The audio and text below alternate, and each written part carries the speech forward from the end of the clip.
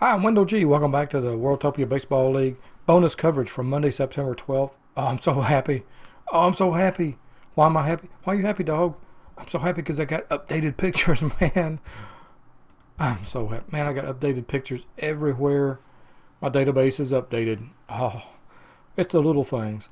So I thought I'd bring you some bonus coverage of just very informal projections about the playoffs, the upcoming 2044 postseason. So here we go. I got some upsets and some prizes in store for you. So let's start with the South, the dirty South. Buffalo. Well, no surprise here. I'm picking Buffalo to win the league outright, to cruise to the bye, the first round bye.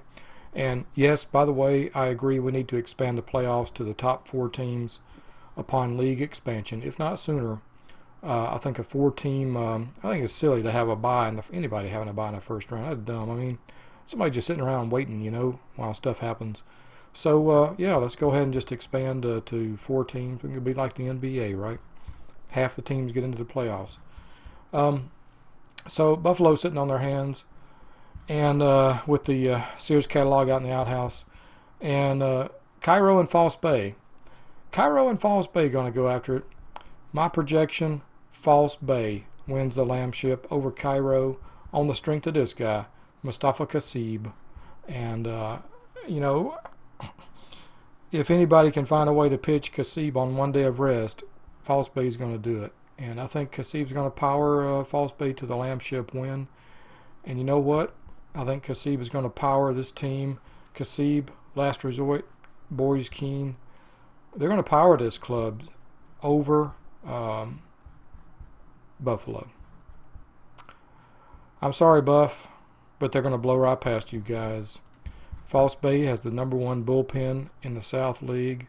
Roy Rapley, these guys, Abaddon, they're going to put the hammer down. They're going to clamp it down, and I'm predicting False Bay in the South League once again. I think JD called it back in the preseason. He said, you know what? If we're in the Lambship, so what? That's more playoff games, more revenue. I think he called it. So I'm looking for False Bay to repeat as South League champions in an upset over Buffalo. Now, up in the North League, what's going to happen? Doe has pretty much got it right on the money, I think. The schedule sets up favorably for a run by Helsingborg. The Hammers are only 4 games behind Amsterdam. And I think it's going to happen this year. I think this is the year Helsingborg overtakes Amsterdam for the outright season North League, championship, first place, first round bye. And just look at this schedule. Helsingborg, 3-game set versus Dublin. They've got a 3-game set versus Berlin, a 3-game set versus the Ottomans. And while none of those teams are pushovers, they've all had some troubles lately. They're all slumping. I know that well because my team had good success this past week. Look at that, 3 over Istanbul, 3 over Berlin. So, back. The final week or so is really going to be interesting, though. I think Amsterdam. Let's go look at Amsterdam's schedule for the next week. Amsterdam faces a tougher schedule. They face Seoul in a 4-game set.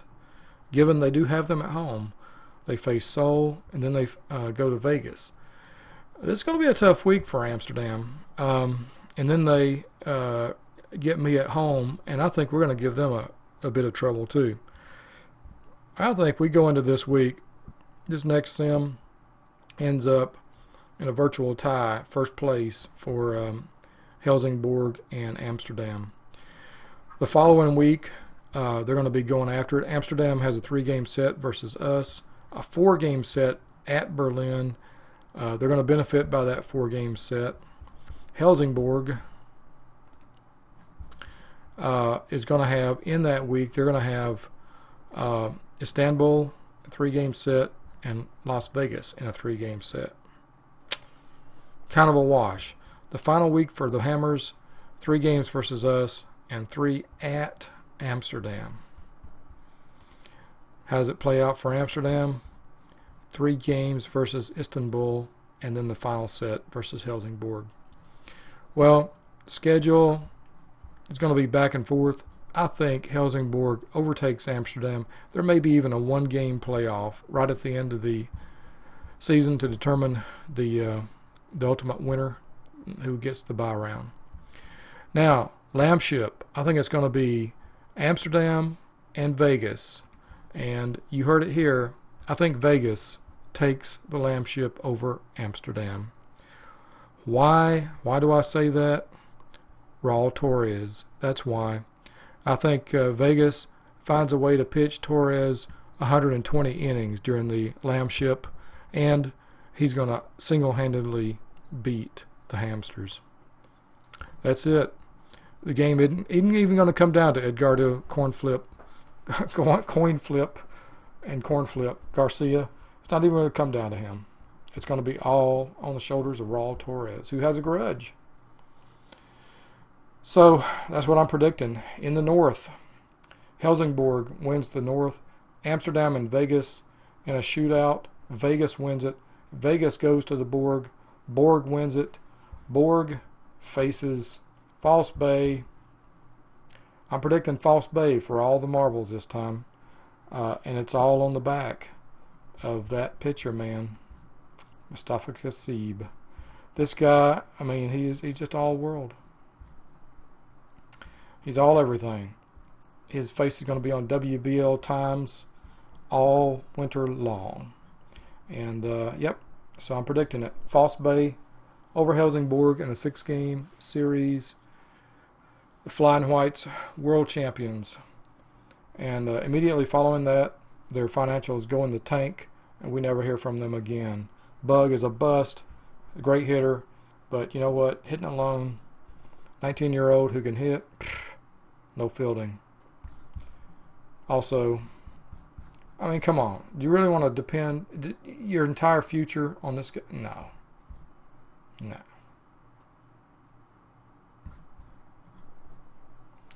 That's it. Yep, it had to be about Bug. You knew it. You knew it. It had to ultimately come down to Bug. So that's it. False Bay past Cairo in the Lamship, goes on to take out Buffalo in the SLCS.